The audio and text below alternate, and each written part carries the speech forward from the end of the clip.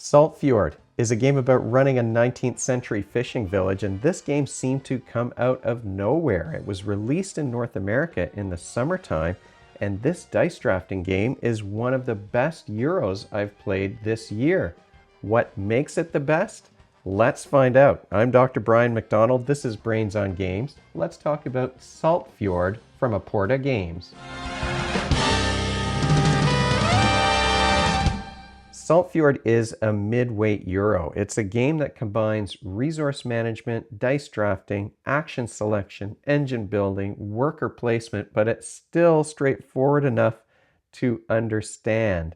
It's a game where you're trying to earn the most victory points over 3 rounds. You can play this one with between 1 and 4 players. Folks age 14 and up can figure this one out. The box says the games play in 45 to 90 minutes or so. I would say we're more like 90 minutes to 2 hours probably, because there's some thinking to be done here, especially if you're playing with 4 players.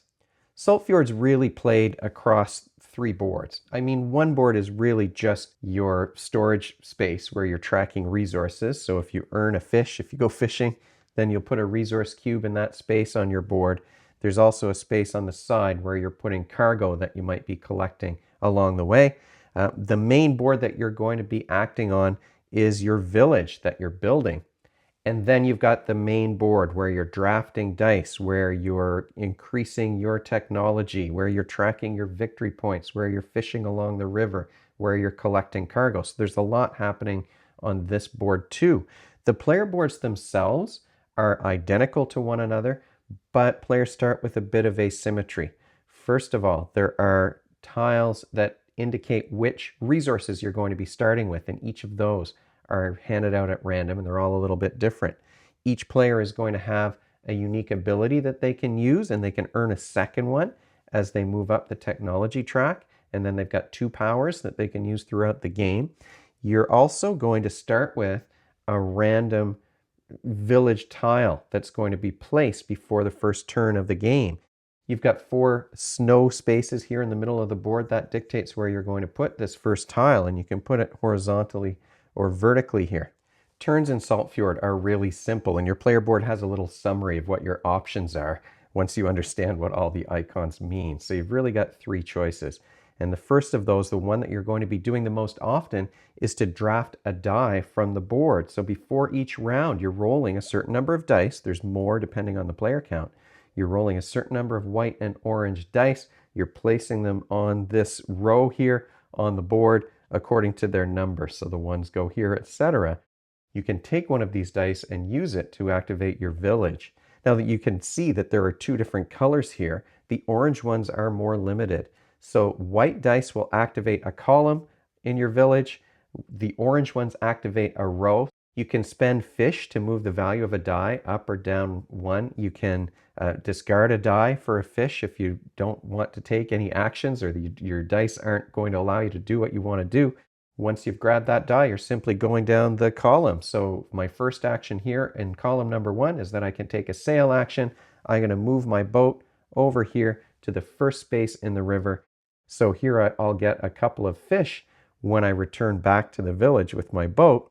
Then I move down to the next building. Well, I get 1 wheat for that next one. This is early in the game, so of course I don't have very many buildings here that are going to activate for each of the dice. And then the die stays there. So if I were to take an orange die that activates this row, or there was another 1 and I wanted to activate it again, this space is already blocked off and the die would jump over it, or it's going to really, if the board is like this, and I take a 1, the only action I'm going to get is to go out of my boat again.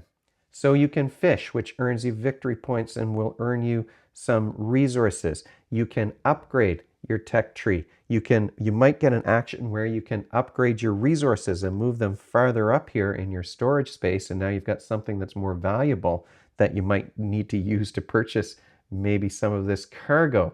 You can grab cargo from the cargo stacks, and then that goes in your hold. That's going to give you some victory points. That's going to give you some actions that you can take at the end of the round.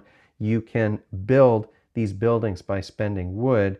Now you're placing more things on your board so that your next action might be more powerful. If you have the resources, another option instead of drafting a die is that you can build a big building. These ones have 3 spaces on them instead of 1 or 2, and that's going to, of course, fill up more spots here on your board and give you more actions on your turn, but you're sacrificing that die draft in order to do this action. Finally, if you choose not to take your turn, when you're done, when you don't have any actions left that you want to do in this round, then you can retire. You've got a little token down here that you're going to move to one of these taverns. The taverns allow you to take one final action, well, maybe 2 actions. In the case here, you've got 2 sail actions, so you can move your boat up twice. The game also came with an expansion that makes things a little bit more advanced, where you have wagons that can move up an additional track on the board. So that does make things a little bit more complicated. I didn't want to talk too much about that in this review, but this is another option that adds to the replayability and adds a bit to the complexity. It gives you more to do. What skills, though, are you practicing when you play a game like Saltfjord? Well, this is a game where you are doing some spatial planning. There's that visual spatial reasoning skill where you're taking these buildings and putting them on your board in order to activate actions in a particular order. Maybe you want to make sure that you're going to get some wood before you get a build action, for example, because these buildings require wood in order to build them. So you want to have some wood, and maybe you want to have a build action closer to the bottom of that column. You have to keep in mind that you're mostly going to be activating things in columns rather than in rows as well. But that's another thing to think about in terms of your planning. How do you organize things on your board to optimize the actions that you're going to have access to and the resources you'll have access to on your turn? You've got budgeting and resource management too, and that's an example of an executive functioning skill. The executive functions, those abilities and behaviors that you need to be able to do in order to work towards a goal.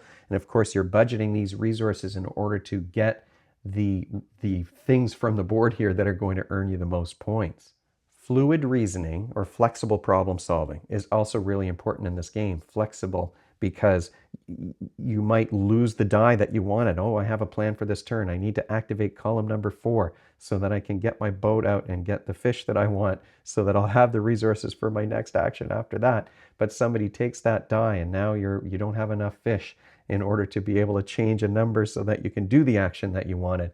So you do have to be able to change things up. Often you'd watch other people taking their turns, but you're thinking about what you want to do next, but that plan might get ruined by the time the turn comes back around to you. It's risky, for example, to decide not to take a die in order to build. It makes your next die action potentially more powerful, but now by the time the turn comes back around to you again, which dice are going to be left? So it is thinky in that way, and you do have to sit and plan things out, but you need to be able to adjust those plans on the fly. Final thoughts, though, about Saltfjord. I said at the beginning of the video that this is one of the best Euros I've played in some time. It really feels like a bigger, more complicated game, but because you're limited to those 3 rounds, it condenses things and it makes the game tight, I think, which means that every decision matters. You're only planning out over 3 rounds. And I know I've found in a couple of games that I played, I'd get to that last round and realize, oh, wait a second, I needed to do this many upgrades, but I only have the dice that will allow me to, or the space is open that will allow me to do that many. So it's a game where every decision matters because the timeline here is very short. Each player is only taking that one action on their turn. They're building, or they're drafting, or retiring, but by the 3rd round, those actions are, well, you've created some combos here on your player village that allow multiple things to happen each time you draft one of those dice. So it does get interesting, and I think more and more interesting as the game progresses. It is a game where it's very satisfying to build a village that creates a good engine for you by the time you get to that 3rd round, when you're filling up those rows and columns and all of a sudden, oh, if I take a 5, I'm going to do a whole bunch of great things on my turn, which is, that is a lot of fun to be able to do that. And it's a game, I think, because you've got those 3 rounds, where you can't just sort of sit back and let it flow. You have to think about everything that you're going to do. But we were always left wanting more. It never felt like an overly long game. This is a game that never overstayed its welcome. It's the perfect length, I think, for a Euro at this weight. And because the rules are straightforward enough, by the time you get to the second round, everybody will kind of be like, okay, now I know what I'm doing. And it's a matter of deciding, well, how am I going to maximize the points here? Just a fantastic experience from start to finish, I would say. There were some games where we were really competing for fish on the river because there's a limited number of fish in these stacks on the river here. So especially the more powerful ones, you know, there's only a couple in any given space, maybe. Up to 4, I think, is the maximum. So if you've got a couple of people who are trying to fish at the same time, you're really competing for the best ones. The cargo is similar. You're not really competing for the best cargo necessarily, but those stacks, I mean, there's 11 in each stack, but you're going to want to take from certain stacks because the cargo that you're taking will give you bonus actions at the end of each round. I didn't really talk about that. You also, there's a set collection element where you're going to earn victory points based on having cargo at all 4 of these piers. Each set of those is going to earn you some points. So just a lot of fun decisions to make. And sometimes you're kicking yourself because you made that mistake and that carries forward and it messes things up in the next turn. But we had a lot of fun playing this game. This is one, as I said, one of the best Euros I've played in a while. It is a shorter game, which might be a downside for some, but I really like the length. There's some randomness.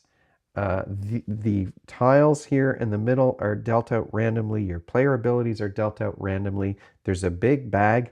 Everything's in baggies. There's not a very good organizer. Maybe that's a downside. There's a big bag, though, of these victory point options, and you're only using 4, maybe 5 if you're using the wagons too. So there's randomness. Things are going to pop up in a random order. You're going to get that random ability at the start. Maybe it's not the one you wanted. But even so, that did force us to kind of adjust our approach. And there was one game where this was my ability. One of the first games we played, this power gives you an extra spot on your boat that's worth double the victory points of anything you put in there. So I was focusing on sailing in that game. I wanted to get my boat out there. I had an extra space. I wanted to make sure that I could fish as much as possible because this was my ability. But then in the next game, my ability was it was actually this one, where I could use the orange die or the white dice interchangeably. So I could activate a column or a row and decide how I wanted to do that. The powers are great. There's nothing that's super overpowering. There are a couple that are going to be your favorites, I would say, just based on your play style. Those abilities are assigned randomly at the start, but you can get that second one.